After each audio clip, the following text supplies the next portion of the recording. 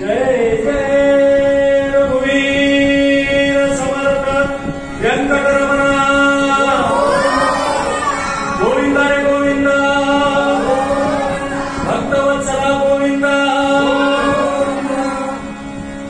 वक्रतुंड महाकाय सूर्यकोटि समप्रभ निर्विघ्नं कुरु मे देव सर्वकार्येषु सर्वदा गुरुर्ब्रह्मा गुरुर्विष्णु गुरुर्देवो महेश्वरः गुरु साक्षात् परब्रह्म तस्मै गुरवे नमः। या पुण्येन्दुतुषारहारधवला या शुभ्रवस्त्रावृता या वीणावरदण्डमण्डितकरा या श्वेतपद्मासना या ब्रह्माच्युतशङ्करप्रभृतिभिः देवैः सदा वन्दिता सा मां पातु सरस्वती भगवती विशेषजाड्यापः योऽन्तः प्रवेशमुवाचमिमां प्रबुद्धां सञ्जीवयत्यखिलशक्तिधरस्वधाम्ना अन्योषहस्तचरणश्रवणत्वगामि प्राणान्नमो भगवते पुरुषाय तुभ्यं महायोगविभे तटे भीमरथ्याम्बरं पुण्डरीकाय दूरिवे समागत्य तिष्ठन्तमानन्दकन्दं परब्रह्मलिङ्गं भजे मानन्दं श्री औदुम्बरग्राम स्वर्गदुसरे भासे जनाभुवि जेथे चिन्मयमूर्तीचा मठासे त्या रम्यपीठावर झाले सद्गुरु शांतदांत सुमती ब्रह्माने भक्तार्थिहा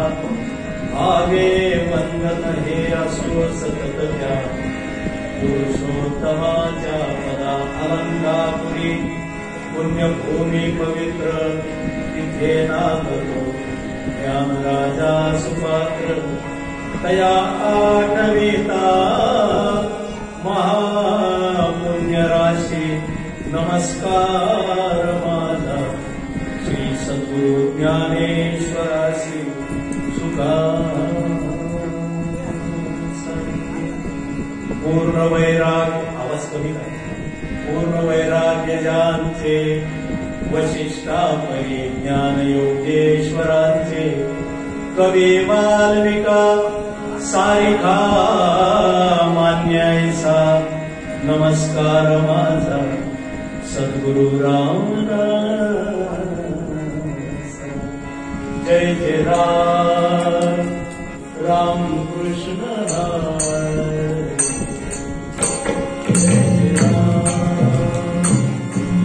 राम कृष्ण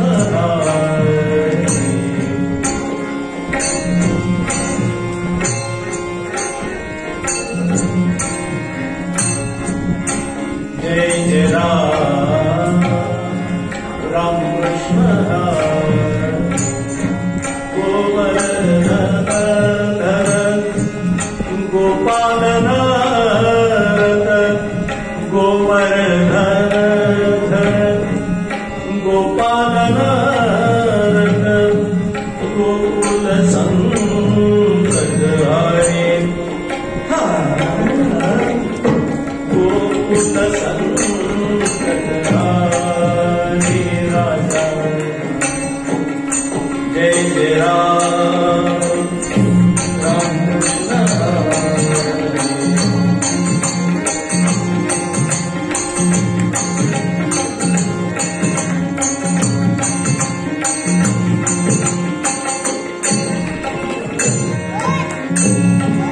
नवनीरज सम नवनीत प्रिय नवल विनोद विहारी आवाज कमी करा. सगळेच आवाज इन्स्ट्रुमेंटचा एक आवाज थोडे कमी करा.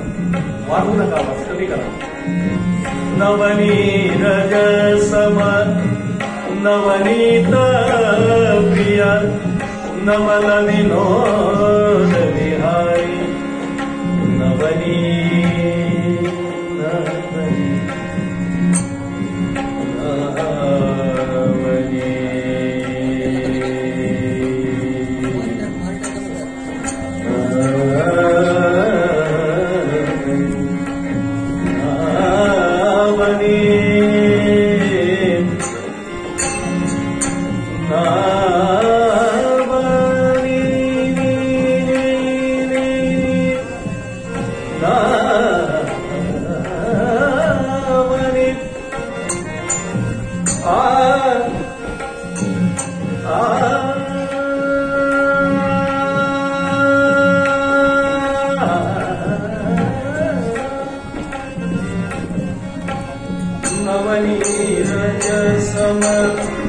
नवनीत प्रिय नवल विनोद विहारी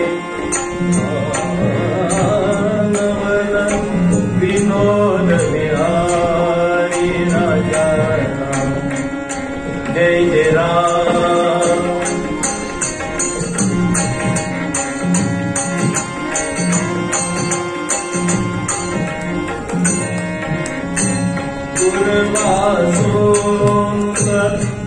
दुःख विमोचक दुर्जन संगमहारी दुर्वासोनुत दुःख विमोचक दुर्जन संगमहारी शरणागत दिन चरणीने शरणागत दिन शरणागत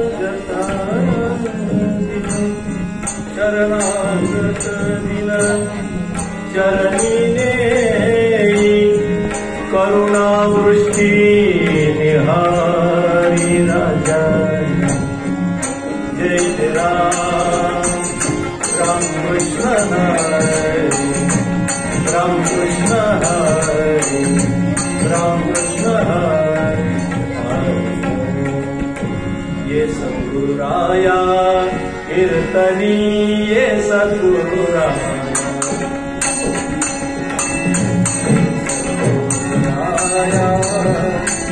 कीर्तनी ये सद्गुराया.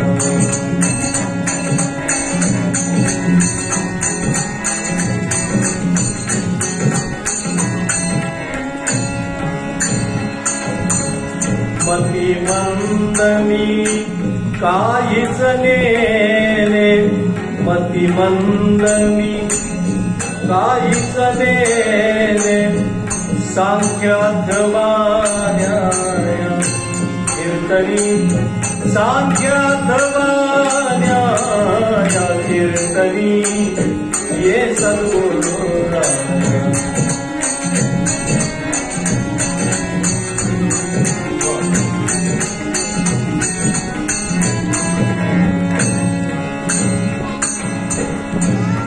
दीन परी मनास वाटे दीन दीन परी मनास वाटे दीन दीन परी मनास वाटे मनास वाटे मनास वाटे.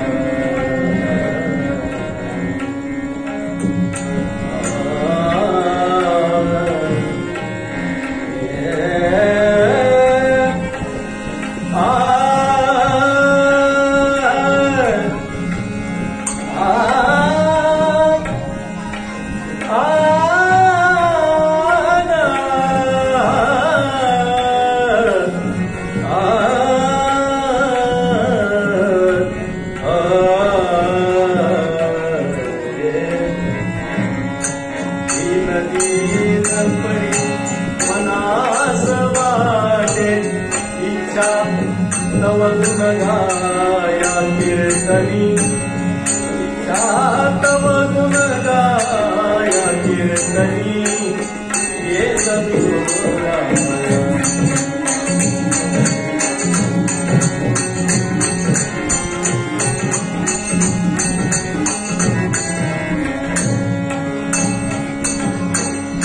चिन्मय मूर्ति कृपा प्रसादे चिन्मय मूर्ति कृपा प्रसादे आशीर्वाद द्याया कीर्तनी आशीर्वाद द्याया कीर्तनी ये सद्गुरु राय ये सद्गुरु राय ये सद्गुरु राजा रघुपति राघव राजा राम पतित पावन सीताराम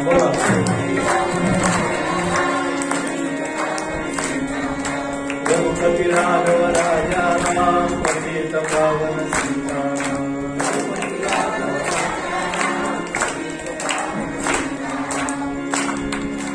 कसं दिसायला सांगू का गंगाखेड परभणी रस्ता दिसायला मला खड्डे खड्डे पडले नाहीत त्या रस्त्यावर म्हणून थोडी लिंक लागत नाही बाकी काही नाही बसताना सगळे व्यवस्थित बसणार तर मला काही अडचण नाही या समोर या म्हणजे कसं असतंय खड्डे खड्डे पडलेली दिसत यापुढे काय आता तुम्हाला 4-5 घंटे बसून घेईन जास्त नाही या या या बिंदास या घाबरू नका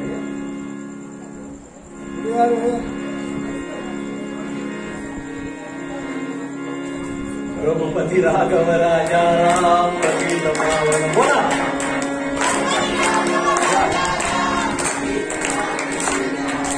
रघुपति राघव राजा राम पतित पावन सीताराम बोला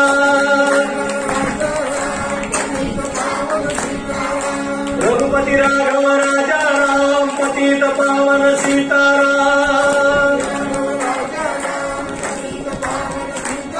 राजाधिराज प्रभु रामचंद्र भगवान की आर्य सनातन वैदिक हिंदू धर्म की कुंडलीक वर्ण श्री ज्ञानदेव पंढरीनाथ माऊली ज्ञानेश्वर जगद्गुरु तुकाराम व्यंकटरमण गोविंद रे गोविंद भक्तवत्सला गोविंद रमारमण गोविंद जय जय रघुवीर समर्थ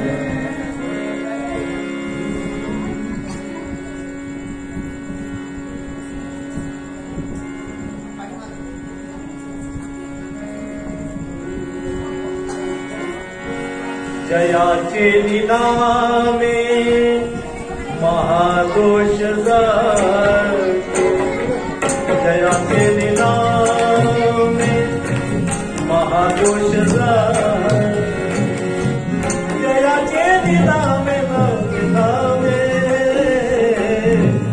जयाचे निनामे महादोष जातो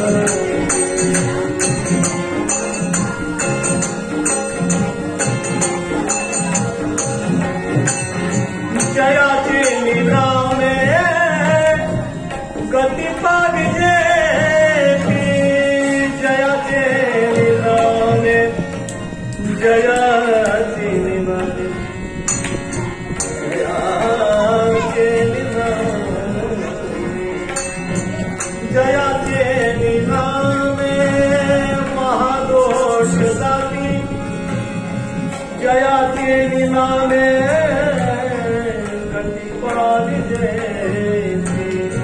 जयाचे निनामे महादोष जाती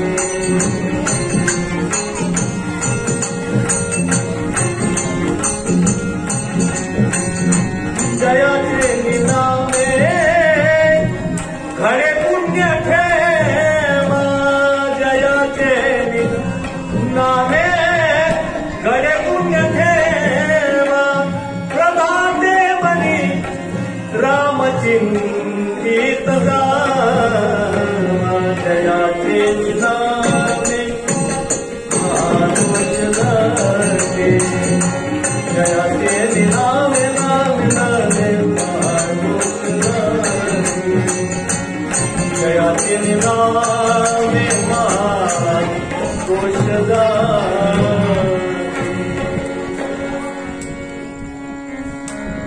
जयाचे नामे महानुष जाती म्हणा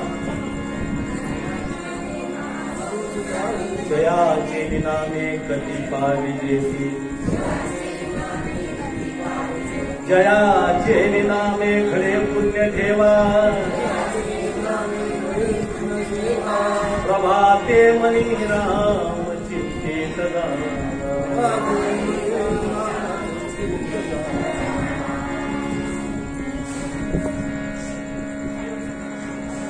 अनेक वर्षाची परंपरा या पावन पुण्यभूमीला लाभलेली आहे.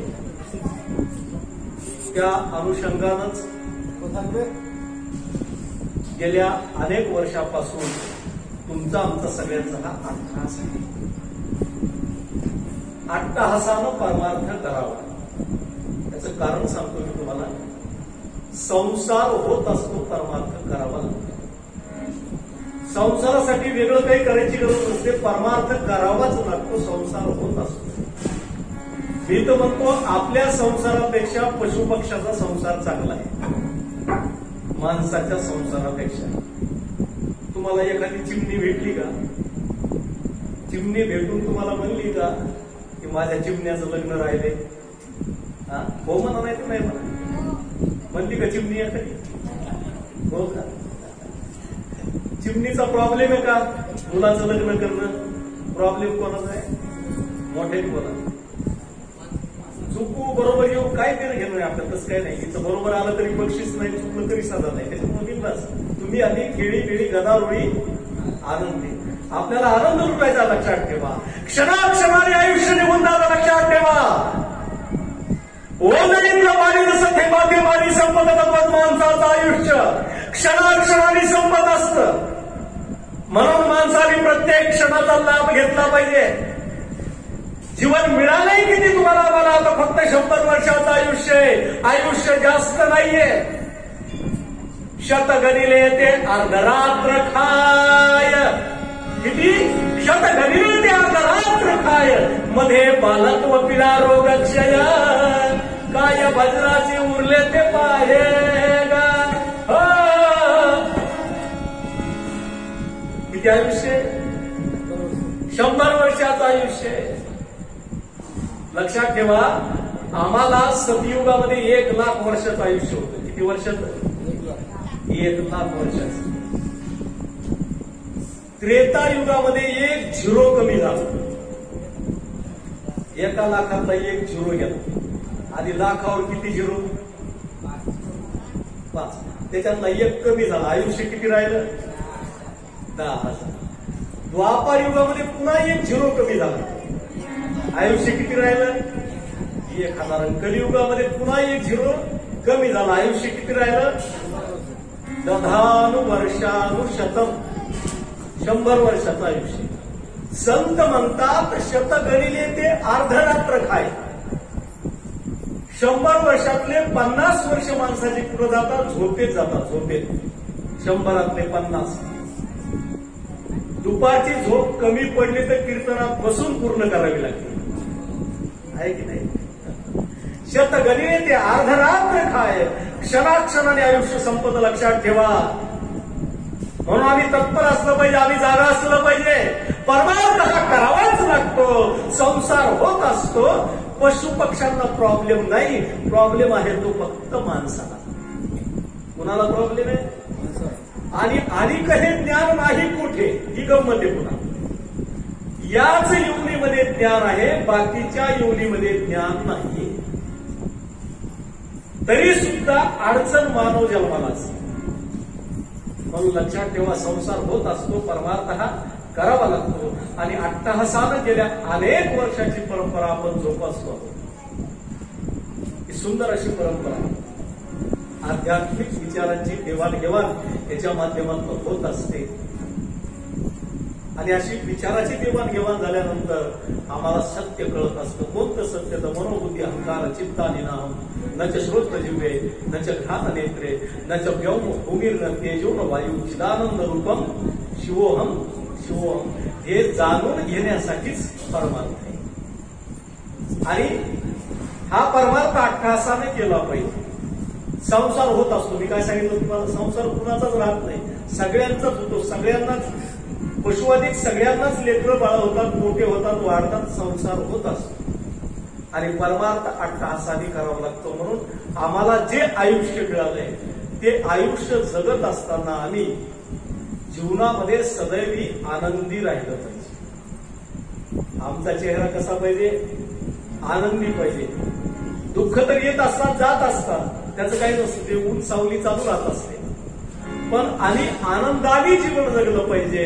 आणि आनंदाने जीवन जगण्यासाठीच नवरात्र महोत्सव.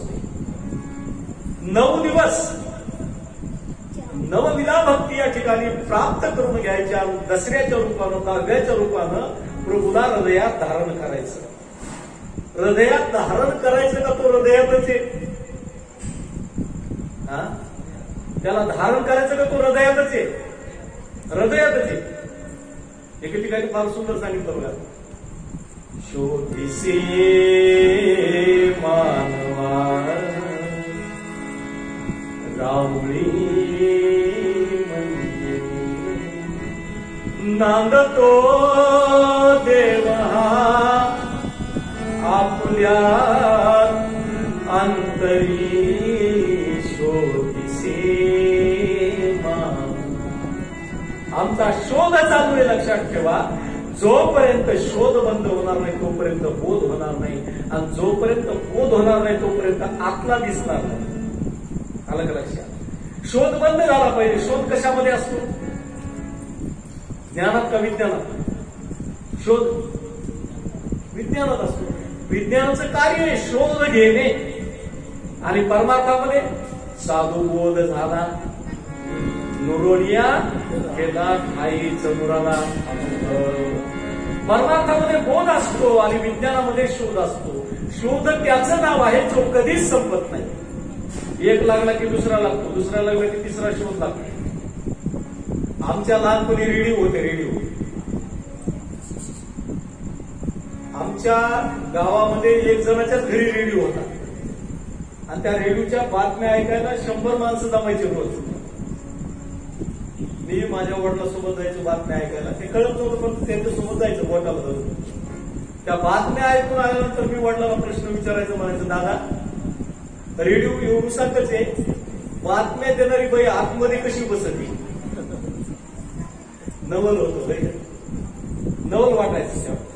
म्हणजे रेडिओचं सुद्धा नवल होतं. आता सगळं बुडालं, आता काही राहिलं नाही. करलो दुनिया मुठ्ठी में, सगळं जग मुठीमध्ये आलंय. लक्षात ठेवा. शोध लागत असतात, शोध विज्ञानामध्ये असतात आणि बोध हा परमार्थामध्ये असतो. म्हणून परमार्थ करावा लागत असतो. आणि हा परमार्थ करण्यासाठी नवरात्रीसारखा अत्यंत उपयुक्त महोत्सव कुठलाच नाही. श्रवणं कीर्तनं विष्णु स्मरणं पादसेवनम् आर्चनं वन्दनं दास्य सत्यमात्मनिवेदनम्. नवविधा भक्ती प्रगट करण्यासाठी नवरात्र महोत्सव आहे. आणि अशा नवरात्र महोत्सवाचं आयोजन या पावन पुण्य भूमीमध्ये कितीतरी वर्षांपासून चालू आहे. आणि यावर्षी माझा योगायोगाना आता मी 9 दिवस इथंच आहे. आणि हेच पात्र आहे रोज उभं तुम्हाला. याच्यात काही वेगळं दिसणार नाही, जाहिरात नाही, काही नाही, काही हे अशाला असंच आहे.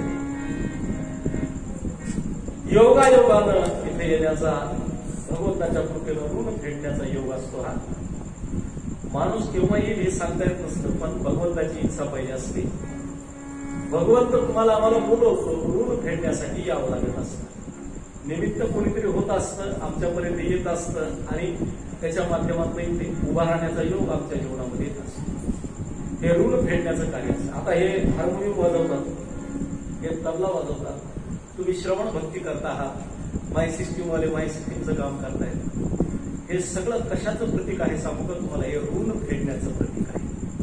नाही तर प्रत्येकाच्या परीनं प्रत्येकाच्या घरी सुखसुविधा आहेत, नाही अशातला भाग नाही. तिथं बसूनच ऐकावं असं काही नाही. प्रत्येकाला सुख आहे. हातामध्ये सगळं युट्यूब वगैरे सगळे माध्यम आमच्या हातामध्ये आहेत. तरी सुद्धा इथे येणारा जो वर्ग आहे हा ऋण फेडण्यासाठी येतो हे लक्षात ठेवा. गावची लोकसंख्या किती आहे? किमान 20,000. 20,000 20,000 माणसं इथे येऊ शकत नाहीत, लक्षात ठेवा. कारण प्रत्येकाचं कार्य, प्रत्येकाचं कामाच्या वेळा, प्रत्येकाचं नियोजन ठरलेलं असतं. मग काही टक्के भाग असा असतो की जो निव्वळ परमार्थिक असतो. ज्ञानेश्वरी प्रवचन असलं तरी 5-50 माणसं ते असतातच. कीर्तनालय असतात, भजनालय असतात, भागवतालय असतात. ठराविक वर्ग या ठिकाणी येत असतो. का येतो याच्या पाठीमागे कारण. हा ठराविक वर्गच का येतो? तर माऊलीनं सुंदर एक अभंग तयार केला बघा. बहुत सुकृताची जोडी, बहुत सुकृताची जोडी, बहुत सुकृताची जोडी, म्हणून विठ्ठली आवडी, म्हणून विठ्ठली आवडी, विठ्ठल परवा,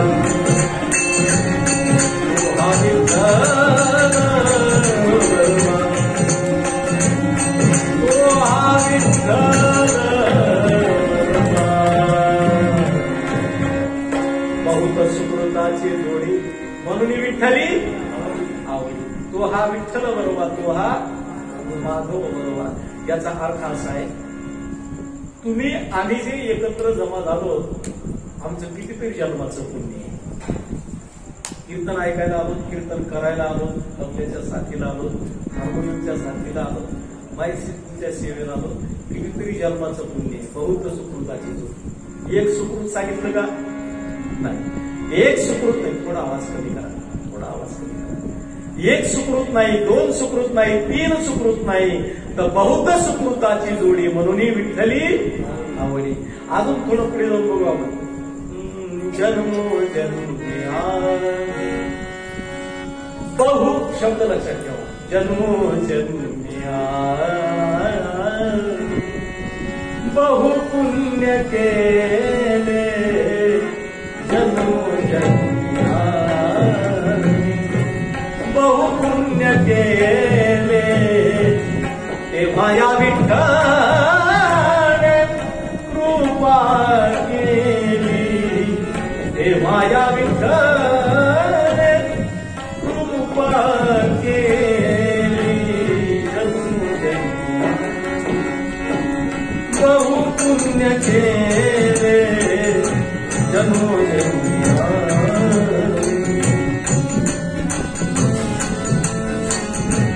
जन्मो जन्मिया सगळे भजन म्हणा वाटते, पण वेळेचं बंधन असतं. आता 8:30 वाजले, 8:30 ते 10:30 वेळ आहे आपली. 8:30 वाजले तशी बरोबर 10:30 बरोबर संपते, काळजी करू नका. जन्मोजन्मी आम्ही 1 पुण्य केले, 2 पुण्य केले, 3 पुण्य केले, 4 पुण्य केले, 5 पुण्य केले, नाही, बहु पुण्य केले, तेव्हा या विठ्ठले कृपा केली. विठ्ठलानं आमच्यावर कृपा केव्हा केली? तर जन्मोजन्मांतरीचं पुण्य आमचं संचित या ठिकाणी झालं, आणि संचित झाल्यामुळं त्या प्रभूनं तुमच्या आमच्यावर कृपा केली. नाहीतर प्रत्येक जीव या ठिकाणी येऊ शकत नाही, लक्षात ठेवा. आणि या मंडपामध्ये येणारा एक एक पाऊल, एक एक अश्वमेध यज्ञ केल्याचं पुण्य देऊन जात असतं. किती? अश्वमेध यज्ञ केल्याचं एक एक पाऊल पुण्य देऊन जात असतं. याच्याही पलीकडे जाऊन सांगतो तुम्हाला, याच्याही पुढे जाऊन सांगतो तुम्हाला. घरी आपण असतो, घरी कीर्तनाची वेळ झाली आणि घरी बसल्या बसल्या आपण म्हणलं कीर्तनाला जायचं, कीर्तनाला जायचं, कीर्तनाला जायचं. नाही येणं झालं तरी पुण्य मिळतं, पण असं करू नका. माणसानं प्रयोग चांगले करावे, विचित्र प्रयोग करू नये. नाही तर महाराज म्हणले घरी बसलं तरी पुण्य लागतं. उद्यापासून बहुपुण्य केले. आपण सगळ्यांनी बहुपुण्य केलेलं आहे, आणि आपल्या पुण्याच्या बळावर या भगवान बालाजीनं आम्हाला इथं बोलवलेलं आहे. सानिध्य कुणाचं आहे? तर भगवान बालाजीचं सानिध्य आहे, लक्षात घ्या. लॉर्ड व्यंकटेश्वर म्हणतात त्याला. काय म्हणतात त्याला? हम तो तेरी शरण में आए श्री बालाजी गोविंदा, लाज बचा लो आज हमारी व्यंकट रमना. तो लॉर्ड व्यंकटेश्वर आहे आणि त्याचं सानिध्य तुम्हाला आम्हाला लाभतंय आणि त्याच्या सानिध्यामध्ये 9 दिवस तुम्हाला आम्हाला मंथन करायचं. काय करायचंय? मंथन करायचंय. आणि पहिल्या दिवशीच्या सेवेसाठी जे मंथन करायचंय तुम्हाला आम्हाला, त्या मंथनामध्ये समर्थ रामदास स्वामींचा एक श्लोक आहे, छोटासा. तुमच्या पाठातला, रोजच्या नित्यातला पाठातला श्लोक आहे. जयाचे नामे महादोष जाती, जयाचे नामे प्रतिपा विजेती, जयाचे नामे खरे पुण्य ठेवा, प्रभाते मनी राम चिंतित जावा. व्यंकटरमणा. समर्थ रामदास स्वामीनं मनाचे श्लोक नावाचं एक प्रकरण तयार केलं. समर्थ रामदास स्वामीला समाजाची नाडी कळाली आणि नाडी कळाल्यामुळं रोग निदान झालं आणि रोग निदान करण्याचा प्रयत्न समर्थ रामदास स्वामीनं केला. नवे सिद्धच झाला. कारण समर्थांच्या असं लक्षात आलं की सगळ्यात सुरुवातीला प्रबोध कशावर करावा होता? मनावर करावा. कारण मनयेव मनुष्याणाम कारणम बंध मोक्ष. मोक्षाला आणि बंधनाला कारण जर काय असेल तर आमचं मन आहे. सगळ्यात महत्वाचं इंद्रिय कोणतं आहे? मन. सगळे इंद्रिय दिसतात पण मन दिसत का?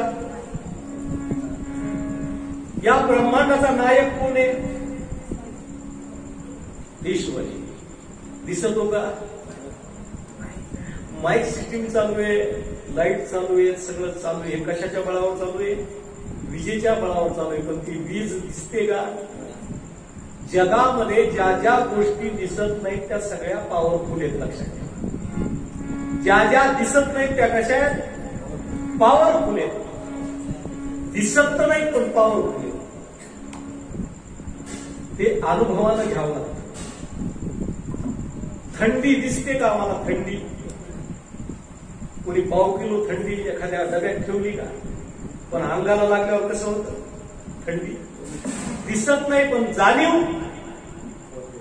भगवंत दिसत नाही पण जाणीव होते मला. बरोबर आहे? मन दिसत नाही पण मनाशिवाय शरीर नाही. म्हणून समर्थ रामदास स्वामीनं मनाला प्रबोध केला की बाबा हे तुझं मन चंचल आहे. किती चंचल आहे? इथं बसल्या बसल्या मुंबईला जाऊन येतं. इथं बसल्या बसल्या शरीर इथंच असतं पण मन कुठं जातं? जाऊन येतं. इथं बसल्या बसल्या किचनचा सर्वे करून येतं. कोण? आमचं मन. इतकं चंचल मन आहे. आणि जोपर्यंत हे मन संयमित होत नाही तोपर्यंत बाकीचा परमार्थच नाही. बाकीचा परमार्थ शून्य आहे. माणसानं मनानं उपस्थित असावं शरीरासोबत. म्हणून संतांचं कसं आहे सांगू तुम्हाला? संतांचं शरीर फिरत असतं आणि मन स्थिर असतं. आमचं शरीर आणि मन, आमचं मन भटकतंय, शरीर मात्र एका जाग्यावर. महाराज काय सांगावं, एकदा बसलं की ना उठताच येत नाही. शरीर आमचं स्थिर आहे, मन मात्र भटकतंय. इतकं महत्वाचं इंद्रिय मन. बघा ना, आज पहिला दिवस आहे कीर्तनाचा. एक मन म्हणतंय आज पहिल्या दिवशीपासून गेलं पाहिजे. एक मन म्हणतंय आज कशाला जायचंय? महाराज कसं सांगतील कसं नाही येणार लोकांकडून ऐकू आणि मग दुसऱ्या दिवशी जाऊ. एक मन म्हणतंय जाय आणि एक मन म्हणतंय जाऊ. एक मन म्हणतंय जाय नाही, तसं नाही. नवरात्रोत्सव पहिल्या दिवशीपासून केला पाहिजे. मागच्या वर्षी काही ऐकायला भेटत नाही. लॉकडाऊन भेटलं तर ऐकायला मग पहिल्या दिवशीपासून केलं पाहिजे. एक मन म्हणतं जाय, एक मन म्हणतंय जाऊ नको. मन किती? हा नक्कीच. महाराज देशमुख साहेब मन किती? अहो मन एकच मन आहे. दोन कुठले हो? एकच सापडलं तर दुसरं तरी सापडायचंय. मन एकच. संकल्प करत जा आणि विकल्प करत जाऊ नको. संकल्प विकल्प करण्याच्या क्रियेला मन असं म्हणतात. मनाने ज्याचा संकल्प केला, बुद्धी त्याचा निश्चय करीत असते आणि बुद्धीनं ज्याचा निश्चय केला, चित्त त्याचं चिंतन करीत असते. आलं का लक्षात? आता मनही त्याचे, बुद्धी तिचे आणि चित्तही त्याचे. एकच आहे सगळं. मन, बुद्धी आणि चित्त एकच आहे, वेगवेगळं नाही. हे सगळं एकच आहे, पण कार्य भिन्न आहे. कार्य इको कमी कार्य भिन्नता आहे. संकल्प केला त्यावेळेस मन आहे, निश्चय केला त्यावेळेस बुद्धी आहे आणि चिंतन केलं त्यावेळेस चित्त आहे. आणि अशा मनामध्ये आम्हाला प्रभूला बसवायचंय. किती अवघड आहे महाराज, शक्यच नाही. आणि कलियुगामध्ये तर शक्यच नाही. कारण कलियुगामध्ये माणसाचं मन संयमित होतच नाही. किती प्रयत्न करा, मन संयमित होत नाही. अहो जपाला बसलं तरी मन लागत नाही हो. कितीतरी विकार येतात. त्या ठिकाणी एकटं तर राहू शकत नाही माणूस. एकटा जर एखादा असेल तर त्याच्या डोक्यात काय विचार येतील सांगता येत नाही. एकटा माणूस राहू शकत नाही. या मनामध्ये भगवंताला बसवायचंय. समर्थ रामदास स्वामी सांगतात. आणि मनातच देव बसला पाहिजे.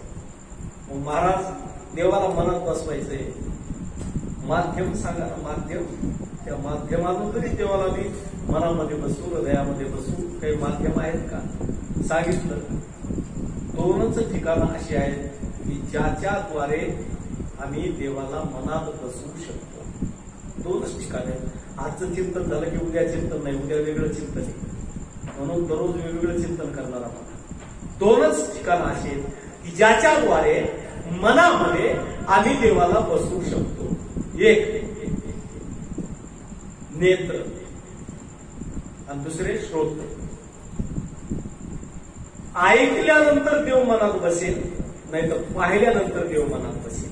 आलं का लक्षात? एक तर देवाला पाहावं लागतं. इथं आल्यानंतर आपण बालाजीच्या मंदिरात आलो. आज सगळ्यांनी बालाजीचं दर्शन घेतलं. मला सांगा, बालाजीच्या अंगावर कोणत्या रंगाची वस्त्र आहेत? 11:30 पर्यंत कधी सांगा, काही प्रॉब्लेम नाही. तिकडं पाहून सांगू नका. तुम्ही दर्शन घेतलं नाही सगळ्यांनी. आजचा रंग कोणता आहे? येलो. बरोबर आहे. पिवळा आहे आजचा रंग.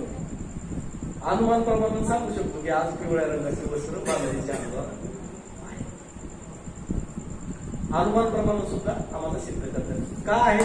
कारण आम्ही त्याला पाहिले. लक्षात घ्या, चिंतन मांडतोय मी तुम्हाला श्लोकाचं. आपण पाहिलं, पाहिल्यानंतर त्या व्यंकटरमणाची मूर्ती आमच्या हृदयामध्ये काय झाली? बसली. बसली का नाही? तितक्यापुरती का होईना, पण बसली. काय केलं आम्ही त्याला? पाहिलं. ठीक आहे. पाहायला नाही मिळालं, ऐकलं. तू म्हणता ऐकल्यावर देव कुणाच्या मनात बसला? प्रश्न आहे, शंका आहे. दोन्ही देव पाहिजे आपल्याला. पाहिल्यानंतर देव कुणाच्या मनात बसला, ऐकल्यानंतर देव कुणाच्या मनात बसला, म्हणजे मनाचे श्लोक आम्हाला कळतील. बघा, ऐकल्यानंतर देव कुणाच्या मनात बसला अगोदर बघू आपण. ऐकला देव फक्त, बरं का. काय ऐकलं सांगतो तुम्हाला? फक्त कानाने ऐकलं. ज्ञानदेवा माने व्यासाची या खुना. ज्ञानदेवा माने व्यासाची या खुना.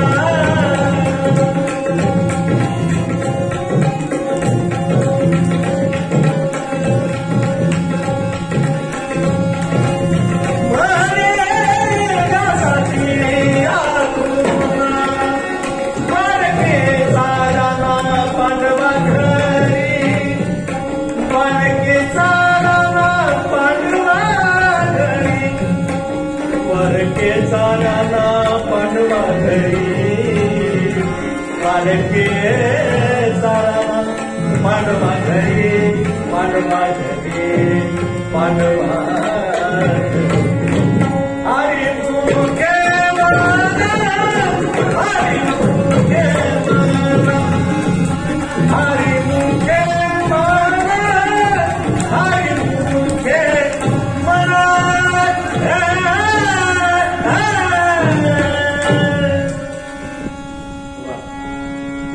काय ऐकलं? ज्ञानदेव म्हणे व्यासाची खुना आणि द्वारकेचा राणा पांडवघरी. हे कोणी ऐकलं?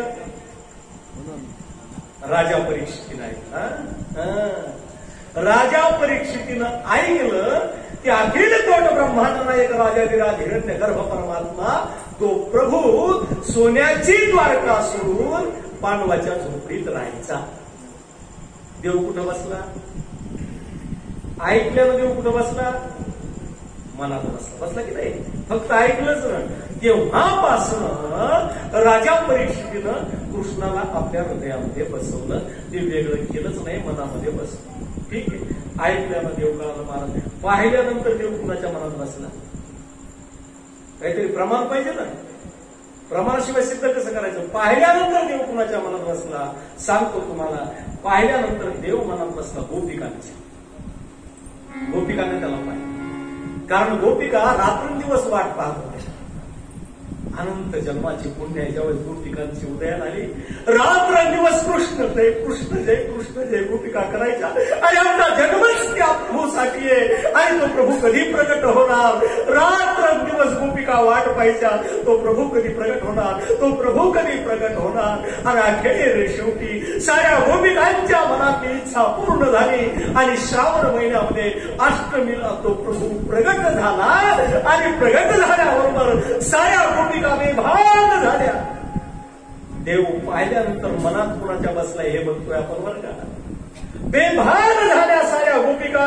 आणि गोकुळातल्या गोपिका आहेत, लक्षात ठेवा, समर्पित जीवन जगणाऱ्या गोपी आहेत. आणि समर्पणाचा भाव गोपिकांच्या मनाच्या ठिकाणी आहे. किती प्रेम केलं गोपिकांनी. एके दिवशी तो कृष्ण परमात्मा गोपिकांना सोडून मथुरेला निघून गेला तरी गोपिकांची तक्रार नाही. याला प्रेम म्हणतात. वाट बघून राहिला तो प्रभू प्रगट कधी होतो. आणि तो प्रभू प्रगट झाला. बघता बघता साऱ्या गोकुळात कळालं.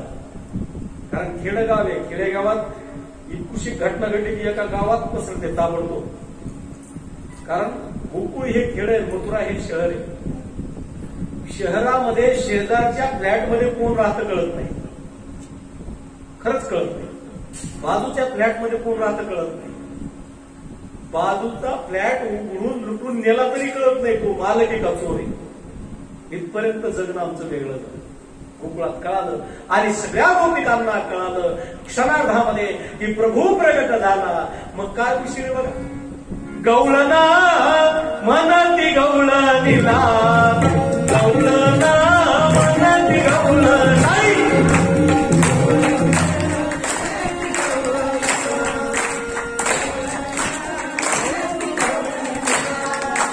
गौळना मनाती गौळणीला, बाई जात्या वाचन गलीचे.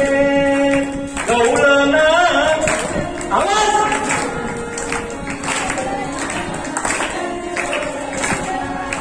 गौळन मनती गौळणीला.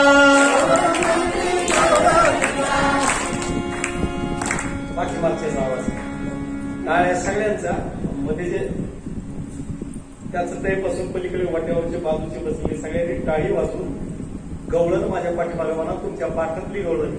आणि एका क्षणात मी तुमच्या सगळ्यांचा अभ्यास केला की तुम्हाला भरपूर पाठ आहे. बरोबर आहे ना? हो म्हणा. आता अर्धे. गवळना मनाती गवळणीला, गवळना मनाती गवळणीला.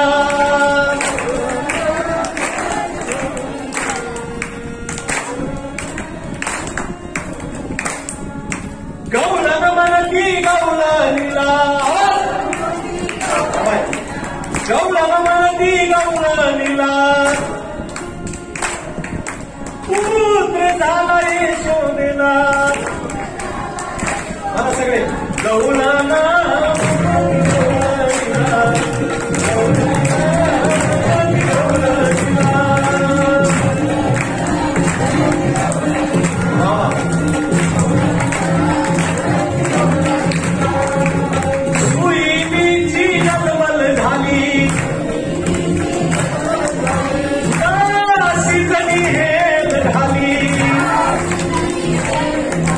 गवळण बाई गवळण बाई.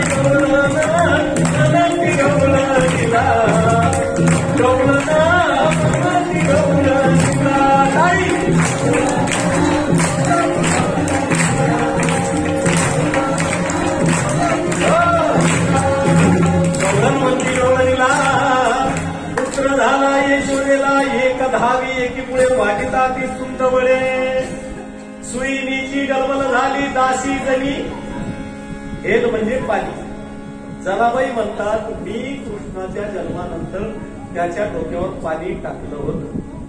ज्या अर्थी जनाबाई म्हणतात त्या अर्थी खरे का खोटे?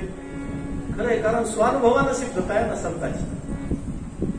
सगळ्या गवळीला कळालं. आपण काय बघतो, डोळ्यांनी पाहिल्यानंतर देव कुणाच्या मनात बसला, कानाने ऐकल्यावर बघितलं आपण. कारण आपलं चिंतन कशावर आहे आज? मनाच्या श्लोकावर. आज आपल्याला कशावर बोलायचंय? मनावर बोलायचंय. लक्षात ठेवा, आपलं मनावरच आहे. आज किती वाजता सुरू करायचं आणि किती वाजता येईल? मनावर आहे आजचं कीर्तन. आपलं मनात आलं की लगेच संपवायचं, तसं काही नाही. मनावर आहे आज, कारण कीर्तनच मनावर आहे. सगळ्या गवळणी त्या नंदाच्या वाड्यावर आल्या. आल्यावर काय झालं? पाहिला पाहिला नंदाचा नंदन, पाहिला पाहिला नंदाचा नंदन, नंदाचा पाहिला पाहिला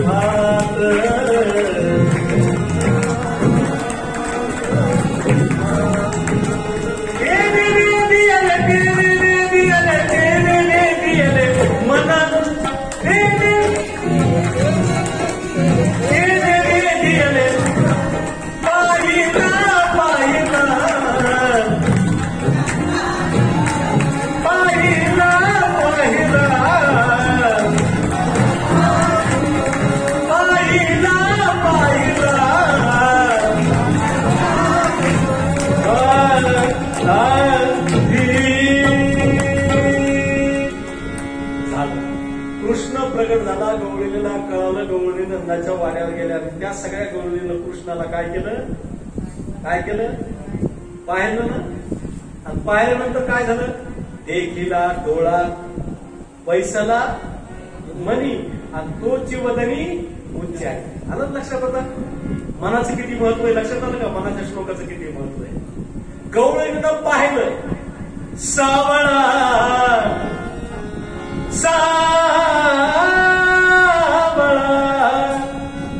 सावळा देखियला नंदाचा, सावळा देखियला नंदाचा, सावळा देखियला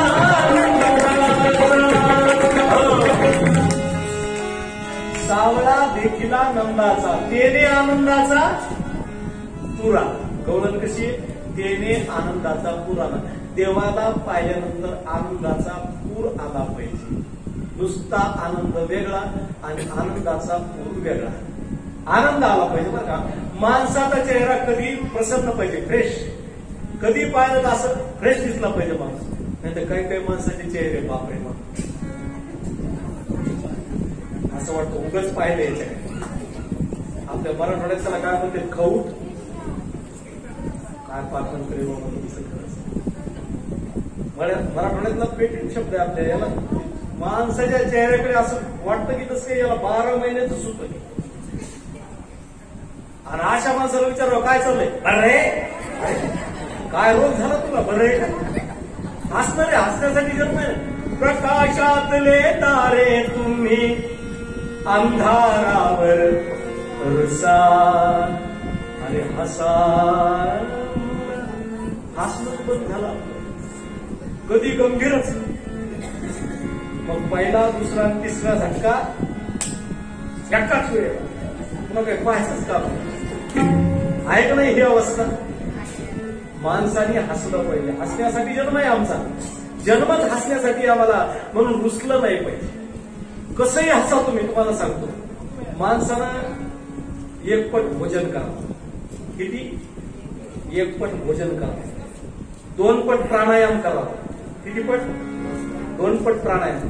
3 पट पाणी प्यावं आणि 4 पट हसावं. 100 इयर गॅरंटी. 100 वर्ष माणूस जगू शकतो जर 4 पट हसला तर. बिंदास वाजवा डोळ्यातला आहे, काय हरकत, तुम्हाला पटलं तर वाजू द्या, माझी हरकत. 100 वर्ष माणूस जगू शकतो असं जर केलं. पण आपलं काय, एक पट भोजन, त्यातली त्यात गुलाबजाम केलेली असतात, 5-25 हसल्याशिवाय तो माग पाहतच नाही. पुन्हा मग तो देवाचं चुकलंच, इथल्याऐवजी इथं तोंड दिला असं 10-15 गुलाबजाम गुरुवारच द्या, देवावर पुन्हा तक्रार द्यायची. एक पट भोजन, 3 पट बघा, 3 पट प्राणायाम सांगितलं, 2 पट प्राणायाम, 3 पट पाणी सांगितलं, 4 पट हसा. बरं, हसण्याच्या पद्धती काही वेगवेगळ्या आहेत लोकांच्या, कसे का असेल पण हसलं पाहिजे. काही काही लोक काय करतात, हसताना माहिती का दुसऱ्याला मारतात, खाता दुखायला मारतात, हसतात. काही काही अशी का पद्धत असेल पण हसा.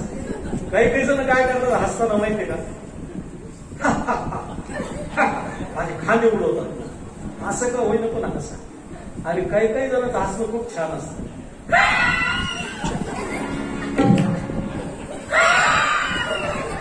नळाला पाणी यायच्या आधी हवा येते, असं का होईना पण हसा. कारण जन्म हसण्यासाठी आमचा, रडण्यासाठी नाहीये. असं का होईना पण हसलं पाहिजे. कोण घेऊन बसू नका. कारण क्षणाक्षणाने आयुष्य संपतं. पुन्हा गेलेली वेळ वाया येईल का मला सांगा. एकदा या लेकरायचं बालपण गेलं, पुन्हा येईल का? त्याला आम्ही खेळू देतो का नाही? किती छान दिसते लेकर, मस्त दिवसभर खेळतो. पुन्हा खेळल का? एखादं म्हातारं खेळल का गोट्यात? पुन्हा खेळणार गोट्यात, हे लेकरच खेळणार. यांचं वय गेलं पुन्हा येणार आहे का? तरुण पण एकदा गेलं तर पुन्हा येणार आहे का? हा, कितीतरी केस धरून काळे केले तरी पहिल्यासारखं शरीर होणार आहे का? तो तर महाराज तुमचा केस काळे करायला विरोध आहे का? अजिबात विरोध नाही. चांगलं दिसायलाच पाहिजे, मस्त हेअर डाय केलंच पाहिजे प्रत्येकाला. पण मनाच्या ठिकाणी जाणीव असली पाहिजे की माझं शरीर संपलंय, आता पहिल्यासारखं माझं शरीर राहिलं नाही. एकदा गेलं की पुन्हा येणार नाही. म्हणून हसण्यासाठी जन्म हे लक्षात असलं पाहिजे. 4 पट हसा, 100 इयर गॅरंटी. जन्मच त्याच्यासाठी आम्हाला प्रबोधन देतो. म्हणून गोकुळच्या ठिकाणी हे सगळे आनंदी का होते तर त्यांनी सगळ्यांनी आनंदाचा पूर आला, आनंदाचा पूर आला सगळ्या गोपिकांना. आणि गोपिकांनी लेकीला डोळा वैसला. आता एक गोष्ट लक्षात आली तुमच्या, कोणती? डोळ्यांनी पाहिल्यानंतर देव मनात बसतो, नाही तर कानाने ऐकल्यानंतर देव मनात बसतो. मला सांगा, भगवंतानी देताना 1-1 दिलं का 2-2 दिलं? पाय किती आहेत? 2. हात किती आहेत? कान किती आहेत? डोळे किती आहेत? मला सांगा, कशाचे पैसे घेतले का देवानं? पायाचे पैसे घेतले का? हाताचे पैसे घेतले का? डोळ्याचे पैसे घेतले का? आणि जर आता डोळा खराब झाला तर डॉक्टर सोडील का पैसे? घेतच नव्हतं का? सोडणार का? मला सांगा, देवाने देताना करते नाही, फुकट दिलं का नाही? लक्षात ठेवा, त्या भगवंताचे आमच्यावर एवढे उपकार आहे की त्या प्रभूने आम्हाला प्रत्येक गोष्टी 2-2 दिल्या. पाय 2 दिले. एक जर खराब झाला पाय तर एका पायाने चालते. दिलंय ना मला, म्हणून किंमत नाही. अप्राप्त वस्तू प्राप्त झाली, आम्ही किंमत कमी केली. लक्षात, अप्राप्त वस्तू प्राप्त झाली, आम्ही किंमत कमी केली.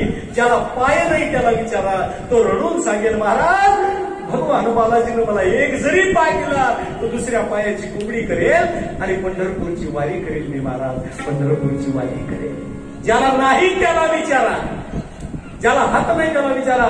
तुला जर देवाने हात दिले तर काय करशील? तो रडून सांगेल, महाराज देवाने मला एक जरी हात दिला तर या हाताने मी दान धर्म करेल, भगवंताची पूजा करेल, भगवंताची पूजा करेल. आंधळ्या माणसाला जाऊन विचारा, अरे आंधळ्या, तुला जर देवाने डोळे जर दिले तर काय करशील? तो रडून सांगेल, महाराज एक जरी डोळा दिला ना तरी त्या पांडुरंगाची मूर्ती मी बघत, त्या पंढरपूरला जाऊन त्या प्रभूची मूर्ती मी हृदयामध्ये साठवी. आम्हाला मिळालंय ना म्हणून किंमत नाही, मिळालंय आम्हाला हे सर्व म्हणून किंमत नाही. किंमत कधी कळते लक्षात ठेवा, देवाने फुकट दिलेले पाय ज्यावेळेस फ्रॅक्चर होतात ना त्यावेळेस पैसा लागल्यावर कळतं आम्हाला. देवाने फुकट दिलं पण डॉक्टरनं भरपूर दिलं आहे की अहो, त्याची बुद्धिमत्ता ते काम करते लक्षात ठेवा. डॉक्टर पैसा घेतो, त्याच्या बुद्धीचा पैसा घेतो, त्याच्या कष्टाचा पैसा आहे.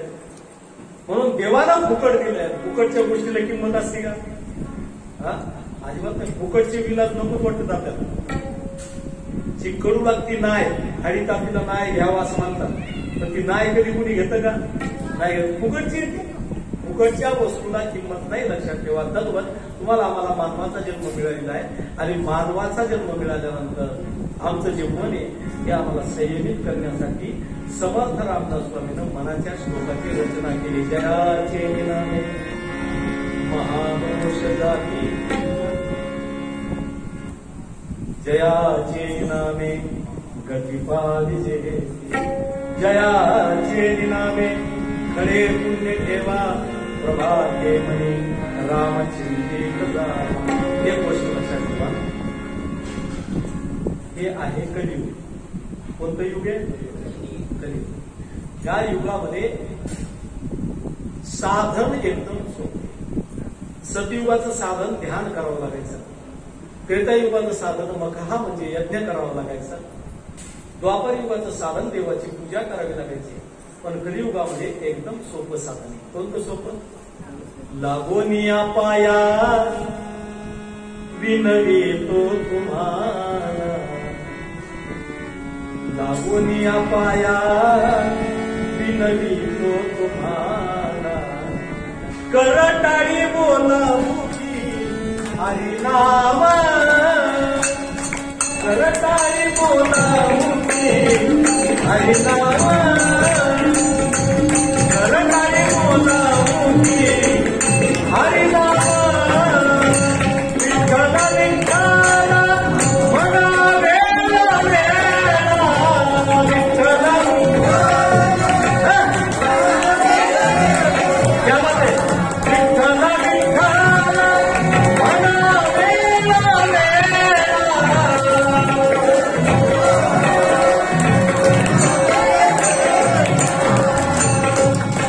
सुख सोहळा स्वर्गी नाही,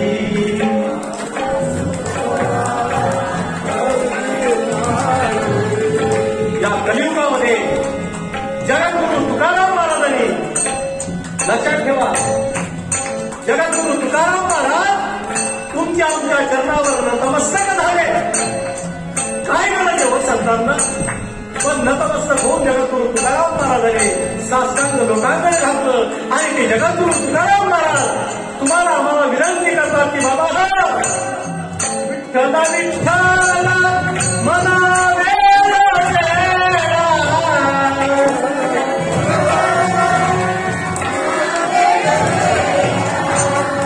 हा सुख सोहळा स्वर्गी नाही,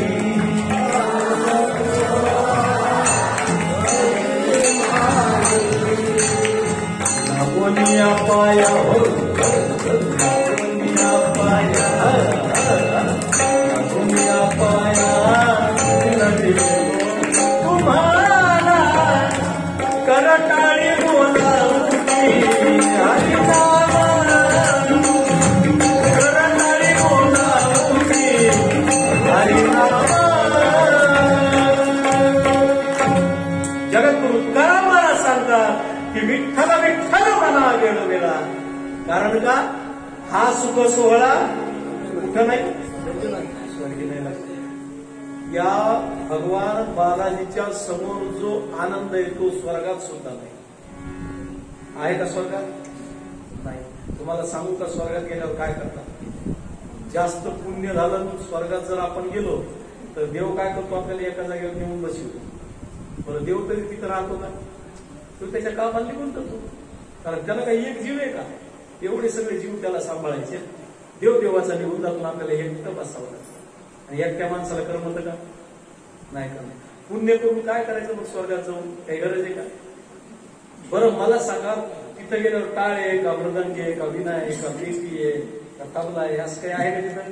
कुठं काहीच नाही. बरं एखाद्याची आठवण जर झाली तर मिस कॉल करायला आहे का तिथं? नाही. तुम्ही म्हणता तुला एवढं कसं काय माहिती? मी जाऊन आलो म्हणून तुम्हाला सांगायला, अनुभवानं सांगा. तिथं काही आहे का? म्हणून स्वर्गीचे अमर इच्छिताती देवा, स्वर्गीचे अमर मृत्युलोकी भाव जन्म, कुठं जन्म व्हावा? या मृत्युलोकात. मृत्युलोकी भाव जन्म नारायण नामे, म्हणून जयाचे नामे नारायण नामे होऊ जीवन मुक्त नारायण नामे. म्हणून कलियुगामध्ये कलियुगी उद्धार हरीच्या नामे, देवाच्या नामस्मरणानं मुक्तता आहे. आता मला सांगा, साधन सोडून जर दुसरीकडे भटकत गेलं तर फजिती होणार आहे का नाही? गंगा खेळून तो ह्याला यायचे, बरोबर आहे. वापस परभणीच्या रस्त्याला गेलं तर काय होईल? फजिती होणार. त्याला तिथून पुढे नांदेडला जावं लागेल, फजितीच ना. बरोबर आहे, जायचं एकदम बरोबर आहे, फजितीत होणार ना. मार्ग जर बदलला तर फजिती निश्चित आहे. मग हे कलियुग आहे. मग कलियुगामध्ये योगयाग विधी येणेनो हे सिद्धी, वायाचं उपाधी गंभ धर्म. केलेलं वाईट आहे का? समजा येत नाही, वाईट आहे का? केलाच पाहिजे. पूजा वाईट आहे का? महत्व जरी नसतं कलियुगामध्ये तरी पूजा सोडावी लागते का? नाही तुम्ही म्हणताल महाराज नामस्मरण सांगितलं, बरं झालं, उद्यापासून पूजा करायची गरजच नाही. एरीच पूजाचा कंटाळा. किती कंटाळा सांगू का? गडबडीत एकदा मी पूजा करता करता मुंजालाच वस्त्र घातलं त्या देवीचं, मंगळसूत्र मुंजाला. गडबडीत निघालो, कीर्तनाला निघायचं होतं. असं बायकोनं कानाला धरलं, म्हणजे इकडे या, तुला काय देवाकडे बघा बरं. रोजच बघतो देवाकडे, आज काय बघायचं बायकडून देवा, नीट बघा बरं. नीट बघितलं त्या मुंजाच्या गळ्यात मंगळसूत्र. कंटाळा पूजाचा आहे की नाही? तुम्हाला सांगतो, कलियुगी उद्धार हरीच्या नामे. साधन जर चुकलं तर घोटाळा झाल्याशिवाय राहत नाही. म्हणून कलियुगामध्ये नामस्मरणानंच मुक्तता आहे, बाकी कशालाही मुक्तता नाही. एक नाम केशव, नामानंच मुक्तता आहे. सर देशमुख सर ती खूप हुशार माणसं होती. मला किती हुशार सांगतो तुम्हाला. तुम्ही आता लॉकडाऊन संपलं, आता फिरायला जाऊ म्हणजे सगळं ओपन झालंय, म्हणजे आता उघडलं म्हणजे सगळं. आता बीच वगैरे इकडे तिकडे फिरायला जात तर म्हणून 3 जण गेले फिरायला. सगळे हुशारच त्याच्यात, ते शिकलेले सगळे. एक डॉक्टर होता, एक इंजिनियर होता, एक वकील होता. 3 जण मिळून फिरायला निघाले. मग आता ते मोठे नदी होती, तळ होतं मोठं, त्या तळ्यामध्ये फिरू असं त्यांनी नौकेत बसून आता ठरवलं. मग त्यावेळेस काही ते इलेक्ट्रिक बोटा जे असतात तशा काही त्या लहान तळ्यामध्ये काही नसतात. लहान तळ्यामध्ये हाताने फिरवायचेच असतं. मध्ये 3 जण त्या नौकेमध्ये बसले, हुशार सगळे शिकलेले. त्या नौकेवाला नौका असा चालू लागला. डॉक्टर साहेब म्हणले, का रे बाबा किती वर्षापासून तुझा हा धंदा? ते म्हणलं, पिढ्यानं माझा हे धंदा आहे. माझे आजोबा नाव चालवायचे, माझा बाप नाव चालवतो, मी सुद्धा नाव चालवतो. डॉक्टर साहेब म्हणले, का रे बाबा इतक्या वर्षापासून तुझा धंदा, एखादं घर बांधलंस का? ते मला डॉक्टर साहेब काही गरज पडत नाही, कारण 100 रुपये मिळतात रोज नाव चालू. 90 रुपयात घर चालतं, 10 रुपये देवाच्या पेटीत टाकून देतो, काय करायचं? दुसऱ्या दिवशी पुन्हा 100 रुपये भेटले. हॅट म्हणले तो काही घर बांधलं नाही. डॉक्टर म्हणले त्याला काय उपयोग नाही, म्हणले तुझी 25% जिंदगी म्हणजे पाण्यात गेली. तो मला जाऊ द्या, माझा धंदाचे म्हणले गेली ते गेली. पुढे गेल्यानंतर इंजिनियर साहेबाला जोर आला. ते म्हणले बाबा इतक्या पिढ्या तुझा हे धंदा आहे, 2-4 एकर जमीन घेतलीस का, शेती वगैरे काही, तुम्हाला काही गरजच नाही. दररोज 100 रुपये मिळतात, 90 रुपयामध्ये घर चालतं, उरलेले 10 रुपये देवाच्या पेटीमध्ये देऊन टाकतो, काही गरजच पडली नाही. इंजिनियर साहेब म्हणले तुझी 25% जिंदगी पाण्यात गेली. डॉक्टर म्हणले 25%, इंजिनियर साहेब म्हणले 25%, दोघं मिळून म्हणले तुझी 50% जिंदगी पाण्यात. मला जाऊ दे गेली तर गेली. पुढे गेल्यानंतर वकील साहेबाला जोर आला. वकील या शब्दाचा खूप छान अर्थ आहे बरं का. व म्हणजे वटवट करणारा, की म्हणजे किरकिर करणारा, ल म्हणजे लबाड बोलणारा. इथं कोणी असेल तर माफ करा बरं. वकील साहेब म्हणले बरं ठीक आहे, म्हणले काही हरकत नाही, तो जमीन नाही घेतलीस, घर नाही बांधलं, पण बँकेत पैसे तर आहेत ना तुझे. ते मला गरजच नाही, रोज 100 रुपये मिळतात, 90 रुपयामध्ये माझं घर चालतं, उरलेले 10 रुपये मंदिराच्या पेटीमध्ये देऊन टाकतो. ते म्हणले तुझी 25% जिंदगी पाण्यात गेली. डॉक्टर, वकील आणि इंजिनियर तिघजण म्हणले तुझी 75% जिंदगी पाण्यात गेली. तुम्हाला जायचं गेली तर गेली, जाऊ द्या, मला काय हरकत नाही. नाव अशी थोडी पुढे गेली आणि सोसाट्याचा वारा सुटला, खूप मोठा आभाळ आला वय. यांनी त्या तिघांना विचारलं तुम्हाला पोहता येतं का. ते म्हणले नाही. मग नावाडी मला तुमची 100% जिंदगी. नौकेत बसल्यानंतर गरजेचं काय, नौका जर पलटी झाली तर पोहता आलं पाहिजे. कलियुगात जन्म मिळाल्यानंतर गरजेचं काय, नामस्मरण करता आलं पाहिजे. जर नामस्मरण करता आलं तर तरुण जाऊ, नाही तर उपयोग नाही, बुडणार ना पण भावसागरामध्ये असेच. म्हणून जयाचे नामे महादोष जाती, जयाचे नामे कधी पावे. समर्थ रामदास स्वामी सांगतात जयाचे नामे घडे पुण्य देवा, प्रभाते म्हणे रामचिंतेत जावा. जयाचे नामे महादोष जाती, विराजे मिलाने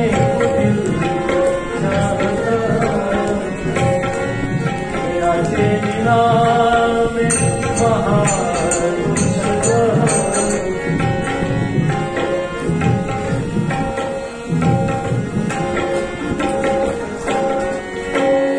जयाचे नामे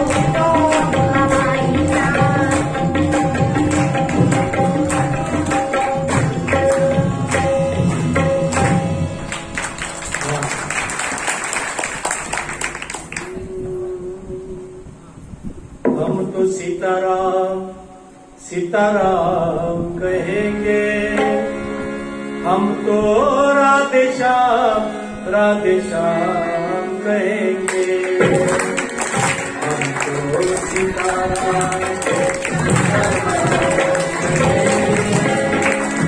हम तो राधेश्याम सीताराम सीताराम।